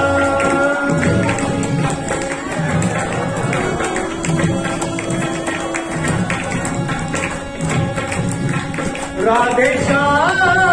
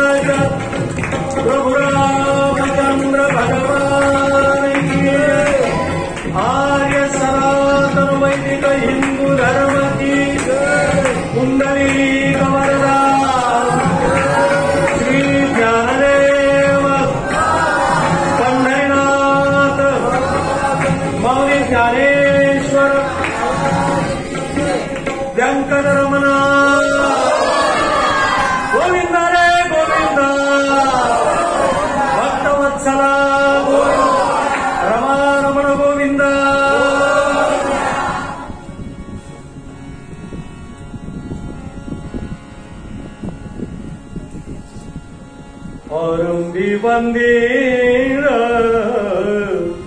अयोध्या औरंगी मंदिर अयोध्या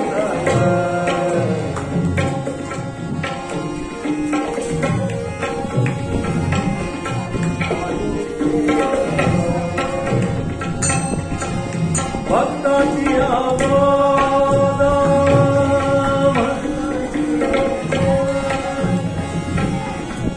भक्ताची आवाज पारसे औरंगी मंदिर अयोध्येला औरंगी मंदिर अयोध्येचा पावतसे महासंकटी निर्माणी राम राम वाणी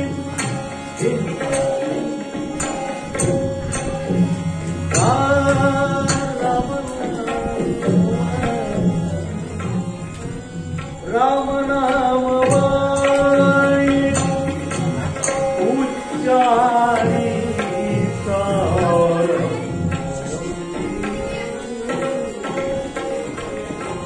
अयोध्येचा काही केल्या तुझे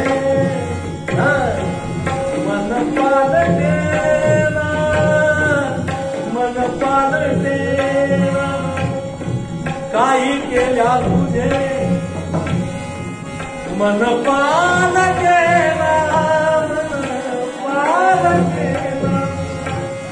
काही केल्या तुझे मन पालटेला दास म्हणे जना सावधान रात्रंदिवस मुखामध्ये नामाचं चिंतन आहे प्रभूचं भजन आहे जीव जन्माला आला तो केवळ नामस्मरणासाठी मग आमच्या मनाच्या ठिकाणी शंका येते महाराज जन्माला येऊन काय फक्त तेवढंच करावं का देव देव देव देव शंका आहे माणसाला शंका निर्माण झाली पाहिजे बरं का आणि त्या शंकेचं समाधान सुद्धा झालं पाहिजे तर सांगतो मी तुम्हाला पद्धत सांगतो जीवन जगण्याची पद्धती वय वर्ष 1 ते 25 आय मोठा करा काय मोठा करा आय मोठा करा 4 आश्रम आहेत त्याला ब्रह्मचर्य आश्रम म्हणतात आय मोठा करा म्हणजे स्वतःला वाढवा वय वर्ष 1 ते 25 25 ते 50 आय सायलेंट करा लक्ष देऊन ऐका आजचं चिंतन गेलं तर उद्या नाही 25 ते 50 आय सायलेंट करा म्हणजे मीपणा बाजूला करा माय मोठा करा एम वाय माय म्हणजे माय म्हणजे शाळेत नाही कोट्याला गेली कुठून माय ऑनलाईनच्या नावावर काळा बाजार सुरू आहे सध्या कारकुनाचा बाजार सुरू आहे त्या ऑनलाईनच्या नावावर एम वाय माय म्हणजे माझं आय सायलेंट करा माय मोठा करा सगळं माझं माझं म्हणा कधी 25 ते 50 इतकं धन कमवा इतका पैसा कमवा की 7 पिढ्याला पुरला पैसा कधी 25 ते 50 पण कसा कमवायचा जोडून या धन उत्तम व्यवहारे जोडून या धन उत्तम व्यवहारे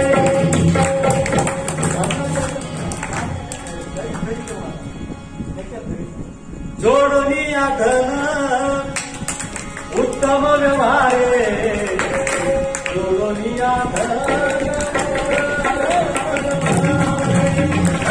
जोडून या धन उत्तम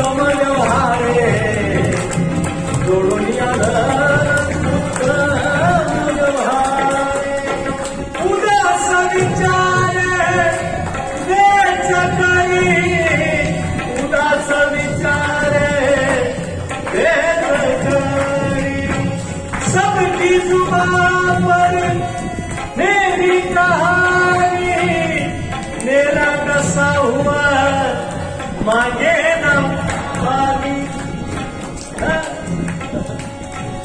उदास विचारे वेच करी उदास विचारे रे करी उत्तमाची गती तो एक पावेल उत्तमाची गती तो एक पावेल उत्तमाची गती तो एक पावेल उत्तमाची गती तो एक पावेल. वय वर्ष 25 ते 50 स्वतःला मोठं करा. माझं करा, बायको माझी, मुलगा माझा, घर माझं. कधी 25 ते 50 आणि 50 नंतर आकडा कोणता येतो? 51. आता घरात राहू नका. कुठं राहा? ज्याचं वय 51 वर्षाचं झालं त्यांनी घरात राहू नये. राहिलं तरी पहिल्यासारखी मजा काय सांगतो मला. अहो खरे आमच्या काळात असं नव्हतं. तुला गेलं ना आता 51 वर्ष वय जाय ना कुठं वना 51 ते दोनदा सांगतो बरं का. 51 51 नाही कळालं तर 53. तुझ्या मनात तुला काय करायचं कर, पुन्हा सांगणार नाही. वनाचा याचा अर्थ काय? घर सोडून जायचं का? नाही, घरीच राहायचं. फक्त किल्ल्याचा झोका एक दरवर्षी किल्ली सुनबाईच्या हातात संपतो. एकदम तिने हिसकून घेतल्यापेक्षा एक द्यायची आपली. पहिल्यांदा फ्रीजचीच द्यायची, नंतर कपाटाची सगळ्यात आखरीला द्या. सुरुवातीला म्हणजे जिम्मेदारी कमी करायची. मुलगा कमवतो ना, बापानं त्याच्या पाठीशी राहायचं. कारण ही जिम्मेदारीतून मुक्त व्हा. संसार सोडू नका. संसार सोडायचा कोणत्याच संतांनी तुम्हाला सांगितलं नाही. संसार बंधन तोडावे. बंधन तोडायचं सांगितलंय, संसार तोडायचा नाही सांगितलं. कारण तुमची गरज आहे संसाराला. वनामध्ये म्हणजे आता काही जिम्मेदारी ठेवायची नाही. 50 ते 75 आणि 75 ते 100 वानप्रस्थ आश्रमे असे आमच्या जीवनाचे हे 4 टप्पे लक्षात ठेवा. म्हणून आमचा जन्म अत्यंत महत्वाचा आहे आणि जन्माबरोबर आमचं मृत्यू सुद्धा अत्यंत महत्वाचा आहे. असंच लेकरू घरात जन्माला आलं, ज्याचा जन्मच नामस्मरणासाठी. इतका आनंद झाला रावजी काकाला. म्हणजे वा वा काय सुंदर मुलगा जन्माला आलाय. पाळण्यात टाकून त्याचं नाव गणपत ठेवलं. काय ठेवलं मुलाचं नाव? गणपत, गणेश नाव ठेवलं. कारण ते जन्माल्याबरोबर असं गुटगुटीतच होतं. असं मस्त. काही काही लेकरं गुटगुटीत असतात बाबा. जन्मले असं वाटतं ह्या वाटतं लेकरं अशी काही काही लेकरं ह्या वाटत अशी किती असे गुटगुटीत असतात. गणपत नाव ठेवलं. त्याची तब्येत तशी होती. गणपत ठेवल्यानंतर सुंदर दिसायला ते लेकरं. सगळ्यात जास्त आनंद जर कुणाला झाला तर आजी आजोबाला. कारण त्याचं मुदलापेक्षा व्याजावर जास्त प्रेम असतं. लक्षात मुदल तर बँकेतची पुढे जात आहे, व्याज काढतो मजा येते त्यांना. कारण हे नातू म्हणजे व्याज आहे. काय आनंद आहे. नातू झाला, दिसायला अतिशय सुंदर आहे. बघता बघता लेकरू थोडं मोठं झालं. तुम्हाला इतक्या लवकर कसं झालं? तो 11:15 वाजले म्हणून लेकरू थोडं मोठं झालं. 8व्या वर्षी त्याची मुंज केली. मुंज कितव्या वर्षी करावी? आता कधी होती? 12. लग्नाच्या आदल्या दिवशी. अवघड झालंय महाराज, काय सांगावं तुम्हाला. लग्नाच्या आदल्या दिवशी याची मुंज होती आणि तिच्याबरोबर लग्न आहे. तिला फोन करून सांगतं माझी मुंज येतीस का? ती म्हणते आता कायमचीच यायला तुला झडपायला. आता 1 दिवस थांब. म्हणजे लग्नाच्या आदल्या दिवशी मुंज हे संस्कार आहेत. 16 संस्कारापैकी एक संस्कार आहे. यज्ञोपवित संस्कार आहे. हो अत्यंत महत्वाचा आहे. ब्राह्मण हा द्विज आहे. पक्षी द्विज आहे. ब्राह्मणाचा 2दा जन्म होतो. पक्षाचा 2दा जन्म आहे. एकदा अंड, एकदा पिल्लू. हे 2 जन्म आहेत. ब्राह्मणाचे 2 जन्म आहेत. ब्राह्मणाचा पहिला जन्म आई वडील वेगळे असतात आणि मुंज झाल्यानंतर आई वडील बदलतात. ओंकार हा पिता असतो, गायत्री माता असते. म्हणून ब्राह्मणाचे 2 जन्म आहेत. मुंज त्याच वेळेला झाली पाहिजे. 8व्या वर्षी मौन जीवनदान संस्कार केला. मनामध्ये एकच विचार आला की आता घरात राहायचं नाही, मुंज झाल्याबरोबर घरात राहायचं नाही, असा त्या गणेशाच्या मनामध्ये विचार आला आणि घर सोडून निघून गेला. आपल्या जिल्ह्यातली घटना बरं काही जास्त लांबची नाही, परभणी जिल्ह्यातली घटना आहे. आपल्या जवळचे परभणी, हिंगोली, नांदेड हे सगळं मराठवाड्याच्या आपल्या भागातली घटना. जन्म जरी पश्चिम महाराष्ट्रात झाला असला तरी अनुग्रह मात्र मराठवाड्यात झालेला आहे. अशी ही सुंदर कथा आहे. निघाला निघाला घर सोडलं आणि घराच्या बाहेर निघाला. एकच उद्देश मनाच्या ठिकाणी आहे, सद्गुरूची कृपा प्राप्त करून घ्यायची, बस बाकी काहीच करायचं. कुणाच्या शोधात निघाले? गुरुच्या शोधात. गुरु जीवनामध्ये अत्यंत महत्वाचं स्थान एक लक्षात ठेवा. गुरु विना गतीच नाही, कुठल्याही परंपरेतला असेल का, पण गुरु करा. एक जण विचारलं, बाबा तो गुरु मंत्र घेतलास का? ते मला माझ्या लायकीचा गुरुच नाही भेटला. कोणाच्या लायकीचा? म्हणजे याची लायकी काय? तेव्हा आपल्या लायकीचा गुरुच नाही. अरे तुझी लायकी झाल्यावर गुरु स्वतः येईल ना.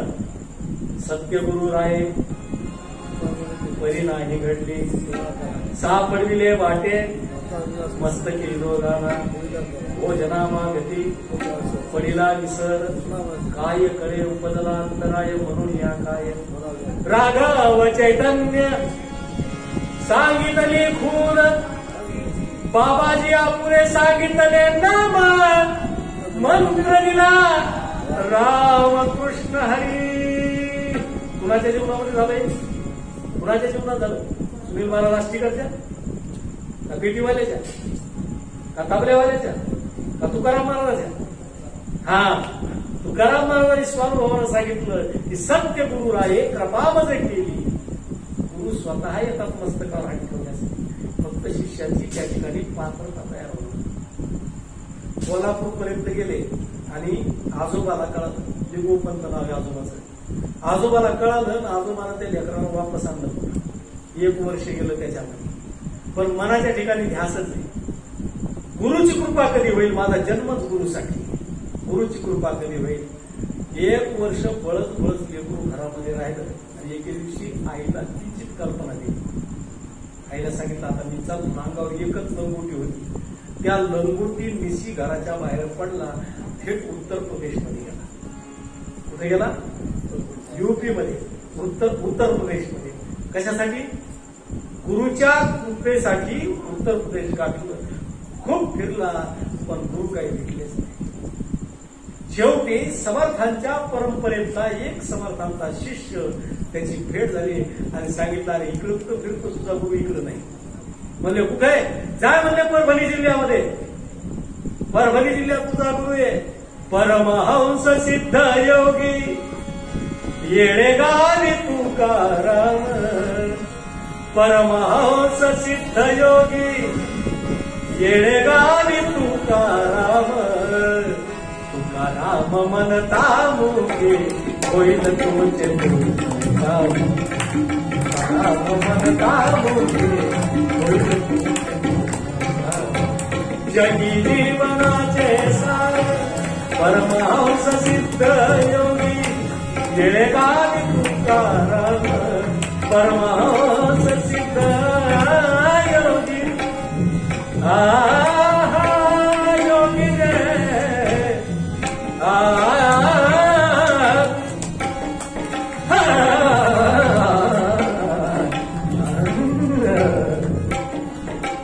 परमहंस सिद्ध योगी येडेगावी तुकाराम. तुकाराम म्हणता मुकी तुकाराम म्हणता मुकी होईल तुमचे तुकाराम. तुकाराम म्हणता मुकी होईल तुमचे. जास्त लांबचा इतिहास नाही, 1845 सालचा इतिहास. आता किती चालू आहे? 2021. किती वर्ष झाले? 1845. ते 2021 हा कालखंड आणि तारीख सुद्धा 19 फेब्रुवारी माघ महिना द्वादशी जन्म. किती वर्ष झाले? 176 वर्षाच्या पूर्वी जन्माला आलेलं हे पाणी. जास्त दिवस नाही झाले. तुकाराम महाराज, छत्रपती शिवाजी महाराजांना 350-400 वर्षाचा इतिहास आहे. हा आताच्या काळातला इतिहास आहे.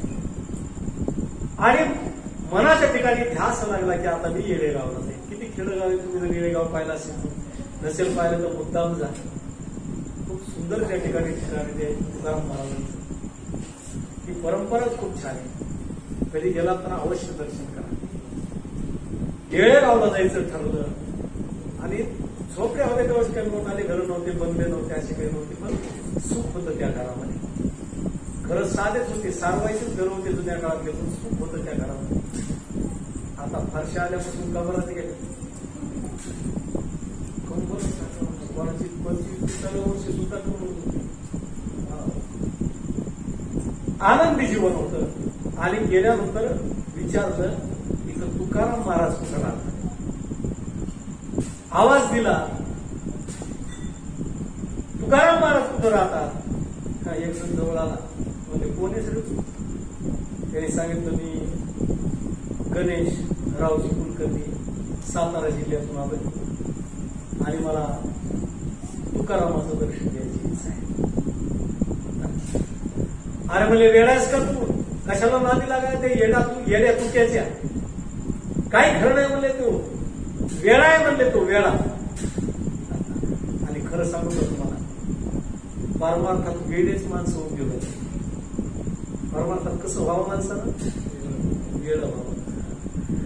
आपण जर वेळ झालो तर देवाला काय लागतं, वेळ लागतं का नाही. वेळा होनी भक्तीचा गोप गड्यास यमुना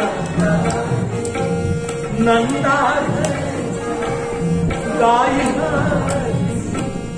गोकुळी आगमा माधवा तुझ्या नामात रे, तुझ्या नामात रे. वीर धनुधर पार्थाचा चक्र सुख देव वेडा झाला. लक्षात घ्या, देव झाला नाही वेडा. वेडा होऊनी भक्तीसाठी गोप गड्यासह यमुना काठी नंदा घरच्या गाई हातीची गोकुळी यादवा. तो देव वेडा झाला.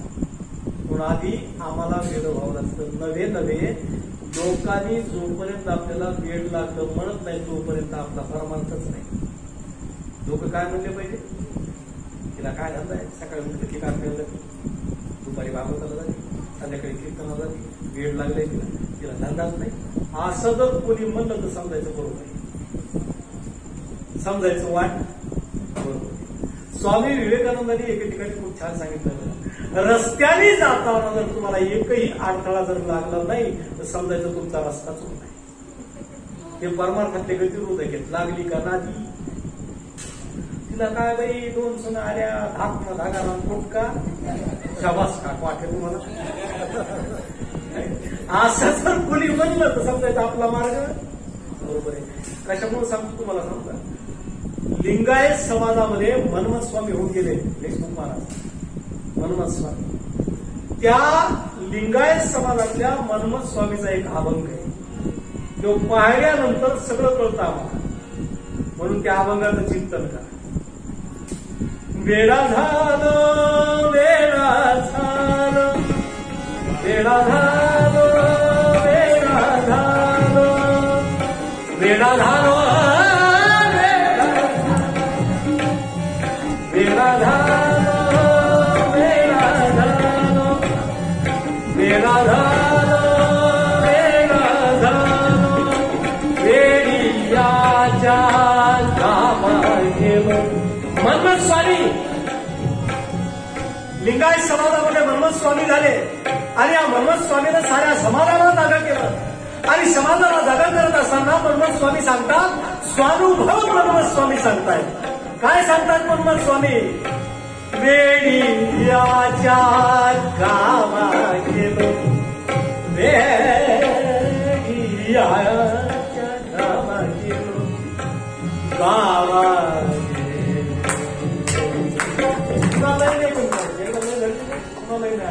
वेडा झालो, वेडा झालो, वेडा झालो, वेडा झालो, वेडा झालो.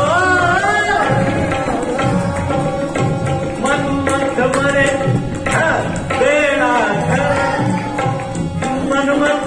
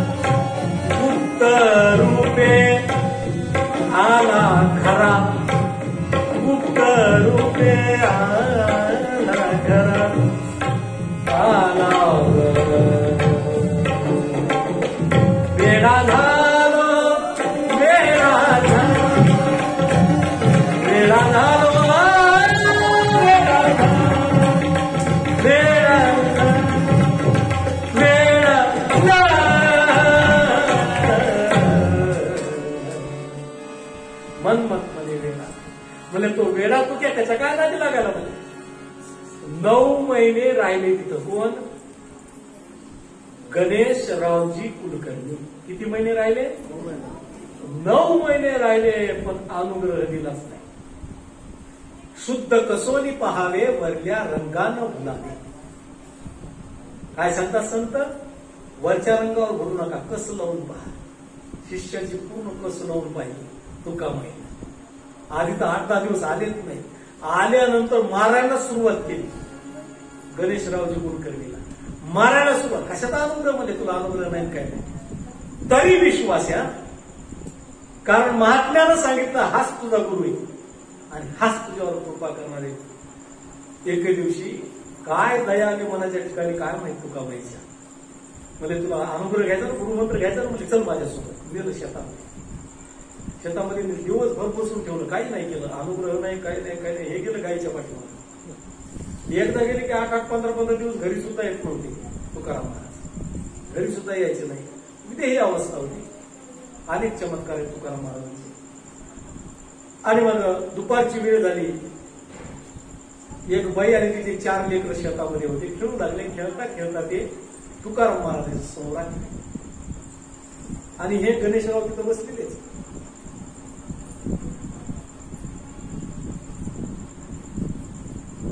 त्यावेळेस तुकाबाईने सांगितलं तुला अनुग्रह पाहिजे का? म्हणले हो. एक काम कर, खड्ड खान, खड्ड खान. जसं म्हणलं तसंच करायचं, कारण गुरु आज्ञाप्रमाणे खड्ड खान. आणि एक काम कर, या 4 लेकराला खड्ड्यामध्ये पुरून टाक. 4 लेकराला खड्ड्यामध्ये पुरून टाक. समूह परीक्षा आहे, लक्षात घे. संत परीक्षा घेतात. 4 लेकरांना घेतलं. त्यांनी छोटे छोटे लेकर आहेत आणि 4 लेकराला त्या खड्ड्यामध्ये पूर्णपणे माती त्याची टाकून भरून टाकली. तुकाबाईने सांगितलं त्याच्यावर मांडी घालून बस. त्याच्यावर त्या खड्ड्यावर मांडी घालून बस. मांडी घालून बसले. ती बाई शोधत शोधत आली लेकराला. झाडाच्या पाठीमागे होते तुकाराम महाराज. पळत पळत आले. त्या बाईला विचारलं का हो कुणाला पाहताय तुम्ही? म्हणजे माझे 4 लेकर इकडे फिरतात. ते म्हणजे येड्या तुक्यात बघितलेस का? हो म्हणले बघितले. तिचे बसला का? म्हणले माझी दिल्यावर त्यांनी खड्डा केला, करून टाकले. त्यांनी काय केलं? म्हणजे मोठं खड्ड दिलं त्याच्यामध्ये 4 लेकराला. आता ती बाई गपचूप बसली असं. सगळ्या गावात गेली. सगळ्या गावकऱ्याला घेऊन आली. येळेगावच्या लोकांना काठ्याच्या काठ्या घेऊन आल्या आणि सगळ्यांनी मारायला सुरुवात केली. मारायला सुरुवात केली. आणि तुकाबाई नुसतं बघते. काठ्याचा वार जसा पडला, तुकाबाई धडपड धडपड करत पळत आली आणि काठ्याच्या मधून त्या ब्रह्मचैतन्य गोंदवलेकर महाराजांच्या अंगावर पडली. आणि सगळ्या काठ्या स्वतःच्या पाठीवर. कडकडून मिठी मारली, मस्तकावर हात ठेवला, लावूनिया हात, कुरवाडीला माथा, सांगितलेली चिंता न करावी. म्हणजे आता तू चिंता करू नको, आजपासून तुझं नाव ब्रह्मचैतन्य. कोणी ठेवलं हे नाव गणेशचं? ब्रह्मचैतन्य नाव तुकामाईने ठेवलं. सांगितलं जा. आणि विशेष म्हणजे तुकाराम महाराजांना सांगितलं, ग्रस्त धर्म पालन करत करत राम नामाचा प्रचार करा. आणि आजही बघा सातारा जिल्ह्यामध्ये तुम्ही कधी गोंदवल्याला गेला, अखंड नामचिंतन. जालन्याला जर कधी पाहिलं असेल तर तुम्ही प्रल्हादनाथ मंदिराची निर्मिती झाली, असं खूप सुंदर असे राम मंदिर. त्याचा जन्मच कोणी त्याच्यासाठी झाला, रामाचा.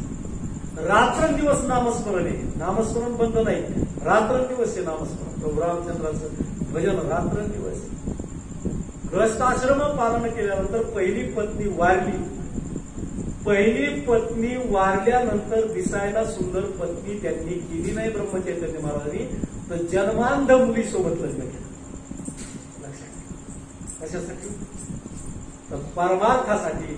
ग्रस्त धर्माचा अवलंब केल्यानंतर परमार्थ करायचा गुरुनं सांगितलं होतं. तुकामाईने केलेली आज्ञा प्रमाण मानून त्यांनी त्या जन्मांध मुलीसोबत लग्न केलं आणि रात्रंदिवस प्रभुनामाचं चिंतन केलं. प्रसंग तो डोळ्यासमोर आठवल्यानंतर लक्षात येतं आमच्या की गुरु परीक्षा कशी घेतात. छोटे छोटे 4 लेकरं खात्यामध्ये पुरलेत, काय साधी गोष्ट आहे का? आमच्या लेकराला जर कोणी मारलं तर आम्ही मारायला जातो आणि त्या बाईचे 4 लेकर लक्षात. इतकंच नाही, पुरले नाही, मारल्यानंतर कडकडून मिठी मारल्यानंतर फक्त मातीला स्पर्श केला आणि 4ही लेकर त्या मातीतून वरी आले. आई आई आई आई आमच्याकडे बघ, आई आमच्याकडे बघ. आणि आईजवळ 4ही लेकर त्या ठिकाणी बिलगले आलेले. ही गुरुची कृपा आहे, ही सत्व परीक्षा. गुरु काय करतात? शिष्याला कस लावतात आणि कस लावल्यानंतर प्रमाणात शिष्य उतरला की गुरु कृपा करतात. आणि गुरुच्या कृपेनं राम नामाची ही जी ज्योत आहे, संबंध महाराष्ट्रामध्ये नव्हे तर संबंध भारतामध्ये ब्रह्मचैतन्य महाराज उद्योगकारांना दिलं. ब्रह्मचैतन्य महाराजानंतर रामानंद महाराज झाले, रामानंद महाराजानंतर फक्त प्रल्हाद महाराज झाले आणि प्रल्हाद महाराजानंतर त्या गादीवर आज कोणीही नाही. आज जर कुणाला अनुग्रह साखर खेड्याला जर घ्यायचा असेल तर समाधीचा अनुग्रह दिला जातो आणि गोंदवल्याला घ्यायचा असेल त्या ठिकाणी समाधी आहे. पण इथंच अनुग्रह साखर खेड्याला प्रल्हाद महाराजांचे अनेक शिष्य. प्रसंग असा आहे की कलियुगाचा सार या सगळ्या संतांना कळालं. म्हणजे त्या संतांच्या परंपरेनंतर आताच्या काळातले हे ब्रह्मचैतन्य महाराज गोंदवले. कशासाठी अवतार घेतला सांगू का तुम्हाला? तुम्हाला आम्हाला स्मरण करून देण्यासाठी की बाबा हे कलियुग आहे. कारण कलौ नास्तायव नास्तायव नास्तायव ते फिरवण्यात. कारण कलियुग ही दोषाची खाणे, याच्यात नामस्मरण एकच असा धागा आहे ज्या धाग्याच्या बळावर या ठिकाणी मुक्तता प्राप्त करून घेता येते. मधल्या काळात विसर पडू नये म्हणजे दर 100 वर्षाला 125 वर्षाला एखादा संत जन्माला येत असतो आणि हे रामनामाची ज्योत त्या ठिकाणी प्रज्वलित करीत असतो. तर समर्थ रामदास स्वामींनी सुद्धा तुम्हाला आम्हाला हेच सांगितलं. एखाद्याच्या हृदयामध्ये नामस्मरण टवटवीत झालं, प्रफुल्लित झालं, तो तर मुक्त आहेच, पण वाल्या कोळ्यासारख्याला सुद्धा मुक्त केलं नामाला. वाल्या कोळी महाहत्याला मरा मरा म्हणता रामची होईचे. आणि राम झालं आणि वाल्याचा कोण झाला? वाल्मिक झाला. एवढी ताकद नामामध्ये. म्हणून समर्थ रामदास स्वामी सांगतात, जयाचे निनामे महादोष जाती, जयाचे निनामे महादोष जाती. अनेक वर्षाची परंपरा या मोहा गावामध्ये भगवान महाराजांच्या सानिध्यामध्ये नवरात्र उत्सव आपण साजरा करतो. आणि हा नवरात्र महोत्सव साजरा करण्यासाठी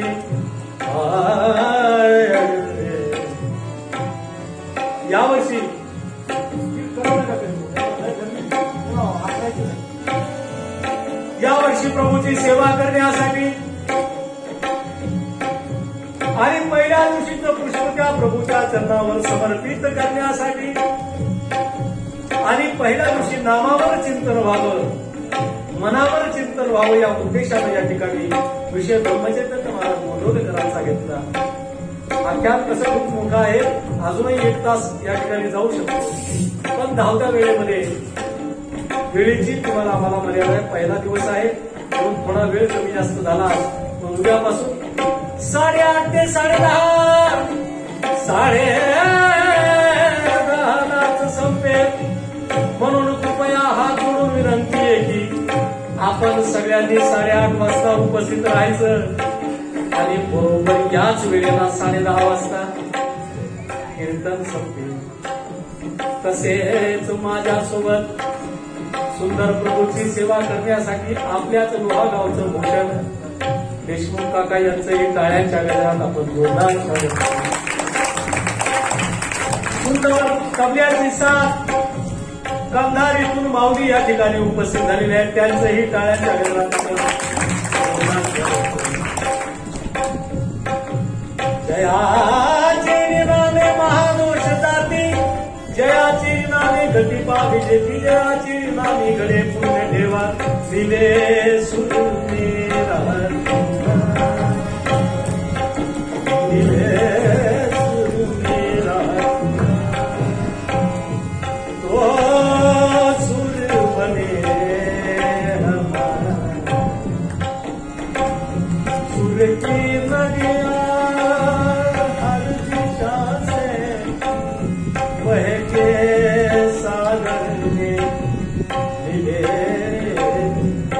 बादलों का रूप लेके बरसे हल्के हल्के मिले सुमेरा वो सुर बने हमारा. वेंकटरमण गोविंद रे गोविंद, भक्तवत्सला गोविंद, रमारमण गोविंद गोविंद.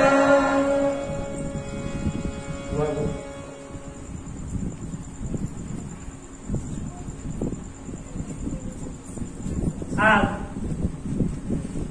सुनील महाराज आष्टीकर यांनी आपल्या या प्रथम दिवसाचा कार्यक्रम अगदी उत्साहवर्धक साजरा केला आणि महाराजांनी पेटीवादकाचं स्वागत केलं, तबलावादकाचं स्वागत केलं.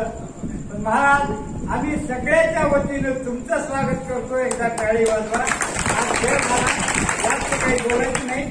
आता तुम्हाला आपल्या प्रथेप्रमाणे आजचे प्रसाद गंगा सांगतो. आजचे उद्या नाही, मग यानंतर आजची होईल.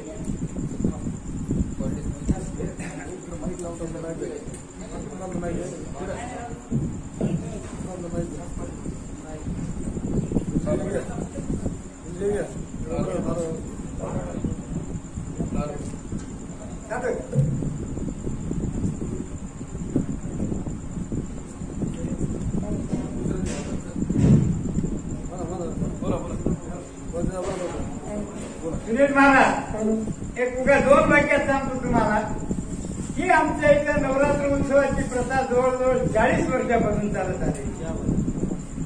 आमच्या इथं 2 पूर्वी टीव्ही नव्हते त्या काळात रेडिओ स्टार गणपत बुवा महाराज बोधनकर आणि प्रभाकर महाराज शास्त्री धारूरकर. प्रथम आपल्या या उत्सवाला कीर्तनाला बोधनकर महाराज यांच्याकडून सुरुवात झाली की आज तागाय या 2021 पर्यंत हे उत्सव अगदी याप्रमाणे असे साजरे होत असतात. आपल्यापाशी पुण्याच्या महिला झाल्या, पुण्याचे महाराज झाले, नामांकित झाले, पुष्कळ काही महाराज झाले. पण पहिल्या दिवशी थोडी पब्लिक इतकी जमत नव्हती. महाराज काय आज अपेक्षेच्या बाहेर लोक जमले नाही सगळ्या. असं सगळ्या श्रोत्यानं साथ द्यावं आणि या आपल्या नवरात्र उत्सवात सहभागी व्हावं.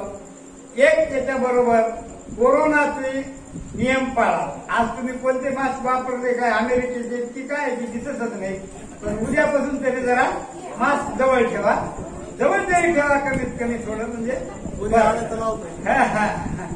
कारण नियमाचं पालन करणं हे जरुरीचं आहे.